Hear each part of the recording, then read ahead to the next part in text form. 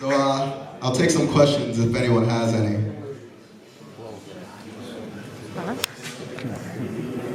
No questions.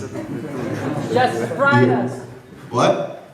You've just surprised us. Oh, I just inspired you? Is that what you said? You said something. Way too much. Too much. No questions at all? You understood everything that just happened? Okay. Oh, you got one? Hi. Question for you. How can you build the structure of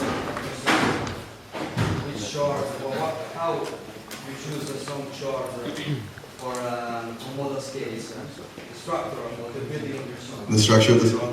Okay, so he's wondering how I build the songs. All the songs start with a single guitar riff. And the song I just played, it actually started with a tapping riff.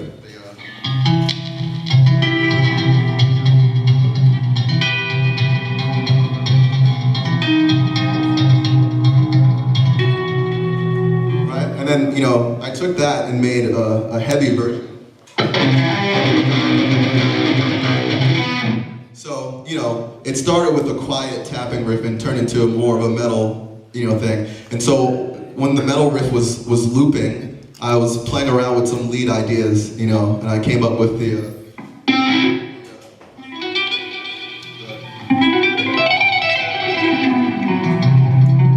because it's in the same mode as the tapping. So it's like a Lydian thing. So I was feeling out different lead ideas and I came up with that one. I don't know. I was just jamming, you know, just jamming to the riff. Misha, you know the band Periphery? Okay, yeah, Periphery. Okay, so he and I did that first album together. So usually what we would do is take the guitar riff that I have, or maybe 2 or 3 riffs, and track them to a click track. And then he would program drums. So we'd write in a drum part. From there, you kind of have a thing going. It's easy to try to make more layers on top. And that's usually how we build it. It starts with the guitar.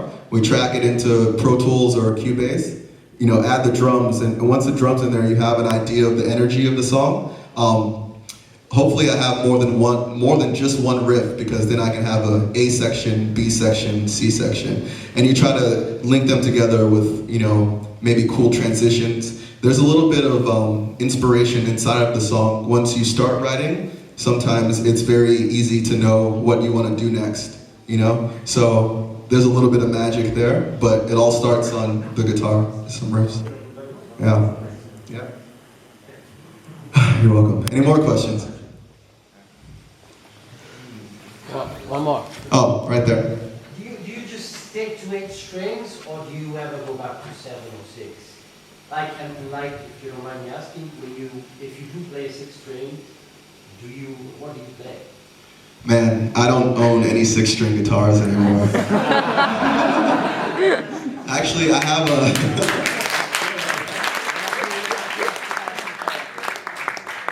But you know, it's kind of lonely, because if you look around, there's so many guitars, you know, but not enough strings, and it's like, I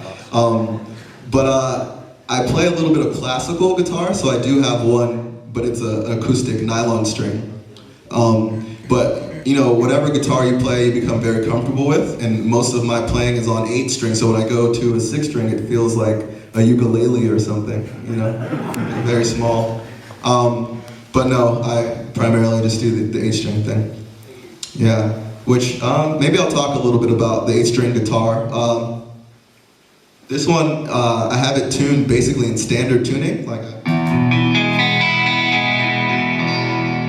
but below my E string, I have a B string, much like you have. And then below that B string, I have another E string. So I have 3 E strings.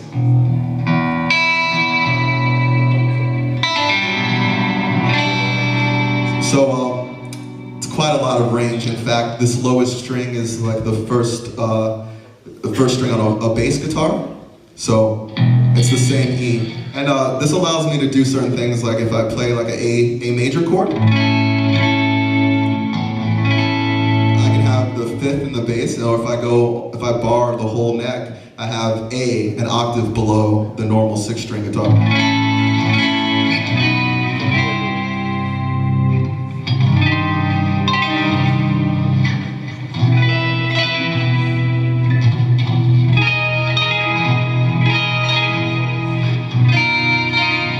So there's quite a few voicings I can do with barring, and I have 3 octaves in one position. So I like the tuning a lot. Also, you can do a lot of tapping, like.